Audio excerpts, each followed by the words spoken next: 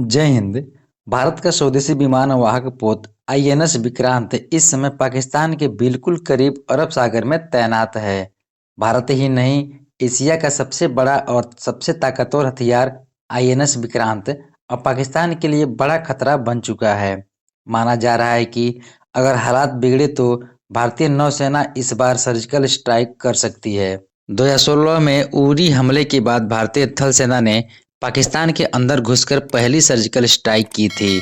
इसके बाद 2019 में पुलवामा हमले के जवाब में भारतीय वायुसेना ने पाकिस्तान के बालाकोट में बमबारी कर दूसरी बड़ी स्ट्राइक की। अब 2025 में तीसरी बड़ी कार्रवाई भारतीय नौसेना के जरिए होने के पूरे आसार हैं। इस समय भारतीय नौसेना बेहद एक्टिव है और आईएनएस विक्रांत का पाकिस्तान की तरफ बढ़ना मजाक नहीं है। यह एक चलता फिरता युद्ध पोत है जो अकेले ही पाकिस्तान की पूरी नौसेना को 30 से 40 मिनट में तबाह करने की क्षमता रखता है। आईएनएस विक्रांत अपने साथ दर्जनों लड़ाकू विमान और कई तरह की मिसाइलें लेकर चलता है। इसके साथ हमेशा पनडुब्बियां भी तैनात रहती हैं जो इसकी सुरक्षा में चौकसी बरतती हैं। इसे एक छोटी नौसेना भी कहा जा सकता है जो अपने आप में संपूर्ण युद्ध शक्ति समेटे हुए है। कराची जैसे बड़े पाकिस्तानी शहरों को विक्रांत मिनटों में बर्बाद कर सकता है। एक कारण है कि पाकिस्तान के तटीय इलाकों में खासकर कराची में डर और घबराहट का माहौल है। इतिहास गवाह है कि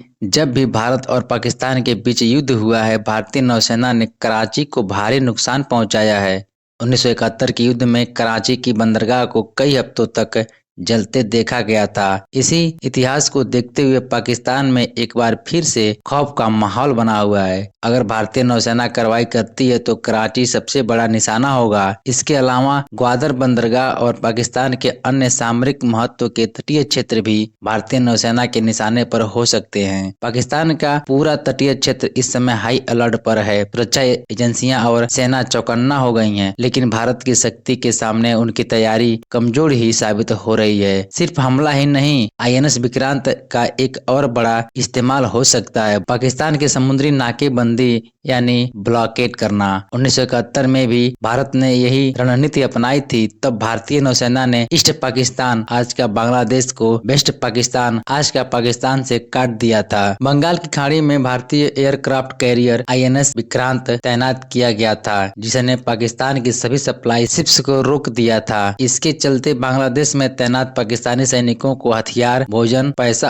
और अन्य जरूरी चीजें नहीं मिल पाई थी और उनका मनोबल टूट गया था। आखिरकार उन्होंने आत्मसमर्पण कर दिया था। आज भी स्थिति कुछ वैसे ही बन सकती है। पाकिस्तान की 95% से भी ज्यादा सप्लाई शिपिंग के जरिए आती है, चाहे हथियार हो, खाने पीने का सामान हो या दैनिक जरूरत की चीजें। अगर भारत अरब सागर में पाकिस्तानी शिपिंग को रोक देता है तो पाकिस्तान पूरी दुनिया से कट जाएगा। उसकी सेना और आम जनता दोनों बुरी तरह से प्रभावित होंगे। आईएनएस विक्रांत की तैनाती के बाद पाकिस्तान में डर बढ़ गया है। कराची जैसे बड़े शहरों में खौफ का माहौल है। पाकिस्तान को डर है कि अगर भारतीय नौसेना ने सर्जिकल स्ट्राइक की तो इस बार नुकसान बहुत ज्यादा हो सकता है। विशेषज्ञों का मानना है कि भारत ने पाकिस्तान को चारों तरफ से घेर लिया है, अब बस कार्रवाई की वक्त तय करना बाकी है। पाकिस्तान ने जो आतंकी गतिविधियां भारत के खिलाफ की हैं, उनका जवाब भारत हर हाल में देगा और इस बार जवाब समुद्र से भी आ सकता है। भारत की तीनों सेनाओं में आज भारतीय नौसेना सबसे ज्यादा सक्रिय और तैयार है। आईएनएस विक्रांत का पाकिस्तान के नजदीक होना एक बहुत बड़ा संकेत है। यह सिर्फ भारत की ताकत का प्रदर्शन नहीं है बल्कि पाकिस्तान को चेतावनी भी है कि अगर फिर से कोई गलती की तो जवाब